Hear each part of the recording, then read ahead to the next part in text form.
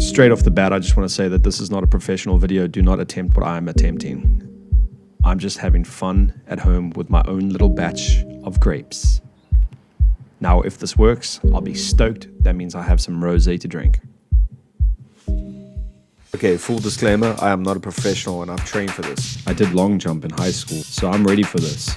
If you get this process wrong, you can give yourself botulism. This is for educational purposes only. No one take me seriously, ever. Considering the size of the harvest and the extreme quality of grape and yield, I decided to go with a perfectly matched, recycled tomato sauce jar. You mean tomato? Now look, I know what you're thinking. There's no airlock. But I got a plan that may actually work and may work out better than an airlock. You see, I was born in the 80s and raised in the 90s. And one of my favorite characters that I grew up with was MacGyver. I used to rock a mullet. I thought it was cool like him. Now, if MacGyver made rosé, I'm pretty sure it would have went this way. I'm just not him. So my award-winning idea is to use these filter adhesive stickers that you use for like mushroom growing and inoculation. So it kind of allows gas exchange, but with not allowing bugs to get inside, and it should work pretty well, I hope. So when I went to go and visit the winelands in Italy, they taught me how to pick grapes, make wine. So I'm very fortunate that I've got these skills and I'll be using them today, make sure everything is sanitized. And that is my yield. Wow. In the beginning, I was a little nervous about giving my secrets away that I learned when I spent 7 days in the French Alps pressing grapes. But because you guys are legends and you liked, subscribed, and supported the channel, I'll go and show you my secrets that I learned.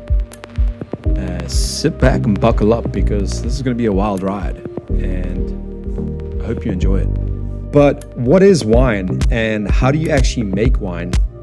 Well, wine is a part of a fermentation process.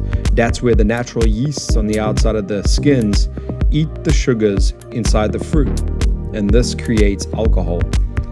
Now, depending on the type of yeast, you can get high yields of alcohol or very low yields of alcohol. It all depends on how much alcohol the yeast can withstand. It's actually quite a cool process. There is a lot of microorganisms working super hard to make sure that you have a great time with your friends.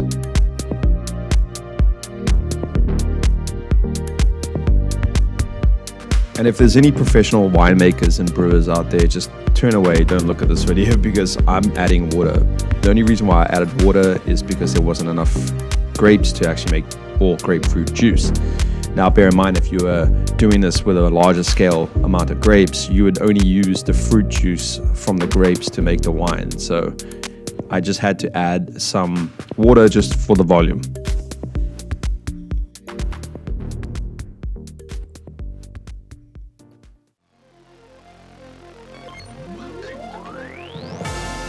Hey, I'm not gonna lie to you. I didn't expect this to work out. We actually have fermentation and 0 mold, and that's a good sign. You do not want to have mold when you're making wine.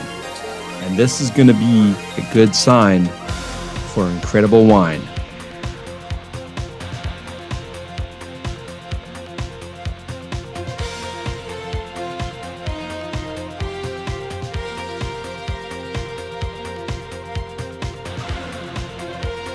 And 10 days later, it looks like the yeast has done its job. I don't see any more bubbles, and I think it's time to try and get this wine clarified. Wow! One of the first steps to get this rosé ready is to make sure that you strain it and get all the pulp and discard the pulp. And obviously, if you're using any utensils and strainers, make sure that they've been properly sanitized. You do not want to get any cross-contamination in this process. Look at those bubbles. That was good fermentation right there.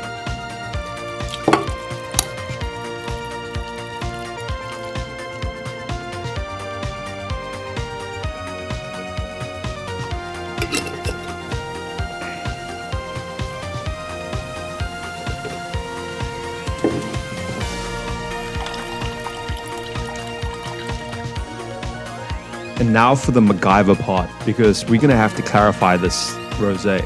Now what I will do is place the rosé into a piping bag Once it's in the piping bag, I'm gonna actually tie the piping bag up, hang it for a couple of days, and that sediment should drop to the bottom of the piping bag. Now this is key because once it's at the base of the piping bag, you can snip the base, have the sediment drain out, and save the rosé at the top. We used to do this in restaurants when we were making herb oils and you want to get some of that water out the oil.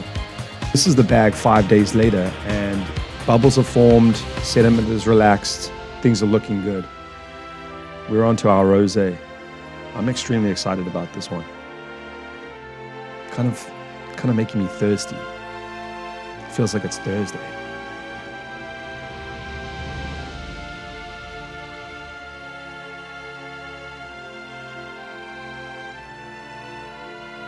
Me too, MacGyver.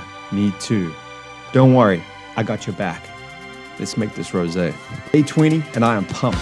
Time to clarify this through a coffee filter and give it a little taste test and see what it's like.